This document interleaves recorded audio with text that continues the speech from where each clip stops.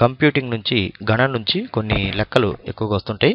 Computer యొక్క నిర్మాణాన్ని పటం గీసి చూపించండి, అలాగే దానికి భాగాల పేర్లు రాయండి, కంప్యూటర్ యొక్క లక్షణాలు తెలపండి అని చెప్పేసి 2 క్వశ్చన్స్గా ఉన్నాయి. 2 మార్కులకి లేదా 4 మార్కులకి ఎక్కువగా ఇస్తుంటారు. ఇవన్నీ కూడా బట్టి పట్టడం కాకుండా వాటికి సంబంధించిన వాటిని జాగ్రత్తగా చదువుకుని చేయాలి. మొదటి ప్రశ్నకి ఆన్సర్ చూద్దాం. దీంట్లో ఇన్పుట్ విభాగం ఉంటుంది. బ్లాక్ డయాగ్రామ్స్ ద్వారా చూపిస్తాం, అంటే ఇలా బ్లాక్స్ పెట్టిల్లాగా రూపంలో మనం చూపిస్తాం. ఇక్కడ నుంచి సమాచారం ఏదైనా సరే కేంద్ర విధాన విభాగానికి వెళ్తుంది. సెంట్రల్ ప్రాసెసింగ్ యూనిట్ అనేది ఇది 3 భాగాలుగా విభజించబడి ఉంటుంది. దీంట్లో మొదటిది జ్ఞప్తి మెమరీ. ఈ జ్ఞప్తికి కనెక్ట్ చేయబడుతుంది. జ్ఞప్తి నుండి అది కంట్రోల్ యూనిట్కి వెళ్తుంది, నియంత్రణ విభాగానికి.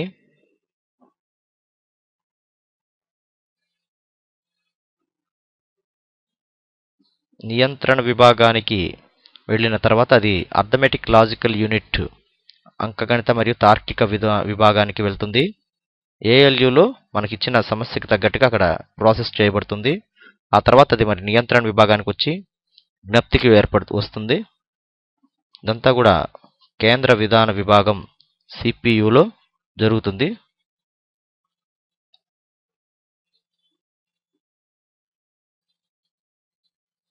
అక్కడ నుంచి వచ్చిన సమాచారం అవుట్పుట్ పరికరానికి కలపబడి ఉంటుంది, మానిటరింగ్ కానీ లేదా ప్రింటర్ కానీ. Output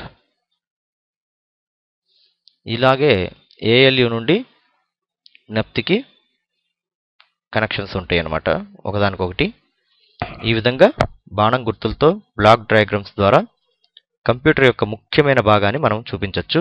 input, CPU, output. సిపియులో మళ్ళీ జ్ఞప్తి లేదా మెమరీ, భద్రపరచు స్థలము అని రాయొచ్చు. నియంత్రణ విభాగం ఏఎల్యు, అర్థమెటిక్ లాజిక్ యూనిట్, అంకగణిత తార్కిక విభాగము. అలాగే రెండో క్వశ్చన్కి ఆన్సర్ వచ్చేసి ఇక్కడ మనకి కింది విధంగా ఉంది. 1. కంప్యూటర్ అనేది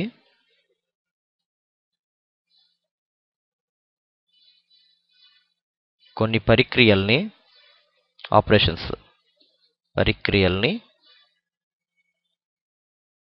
ఎంతో ఖచ్చితంగా,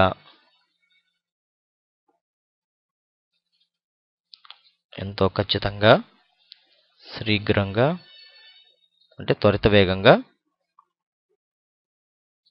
యథార్థతతో దాదాపుగా 99.9% యథార్థతతో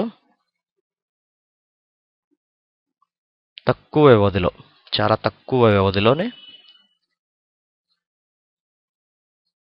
చేయగలదు లేదా నిర్వర్తిస్తుంది. ఇది మొదటి పాయింట్. కంప్యూటర్ అనేది కొన్ని ప్రక్రియల్ని ఎంతో ఖచ్చితంగా, శీఘ్రంగా, యథార్థతతో తక్కువ వ్యవధిలో చేయగలుగుతుంది. రెండో పాయింట్, మనిషి ఊహించిన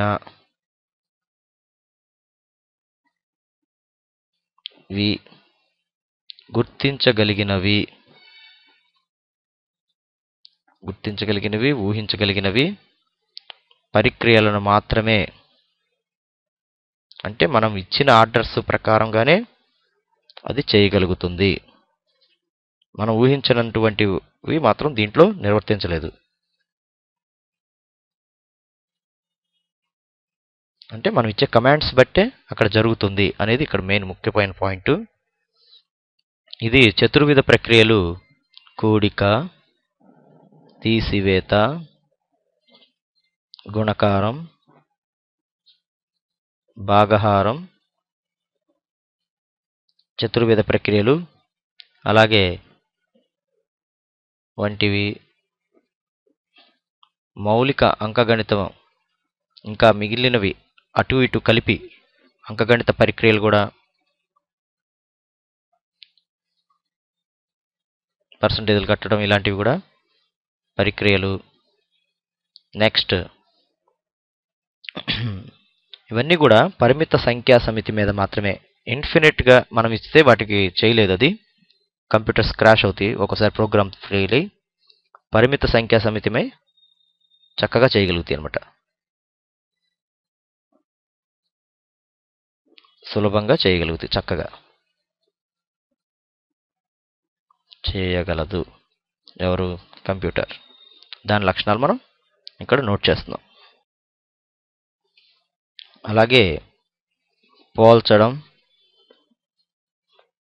భేదం వంటి తార్కికాలు, లాజికల్గా కూడా మనం చెప్పిన ప్రకారంగానే ఇచ్చిన కమాండ్స్ ప్రకారంగా తార్కిక విలువలు కూడా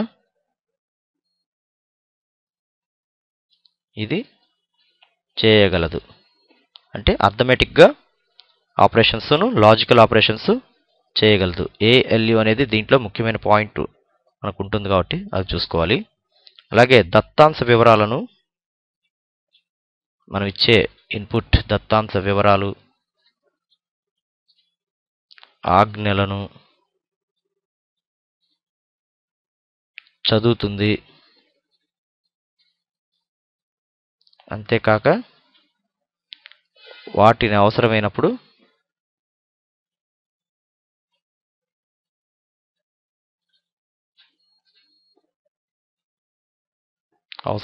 వాటిని వాడుకోవడానికి వీలుగా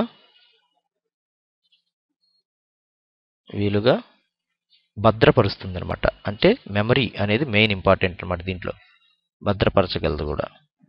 ఈ 5 కూడా కంప్యూటర్ యొక్క ముఖ్య లక్షణాలు.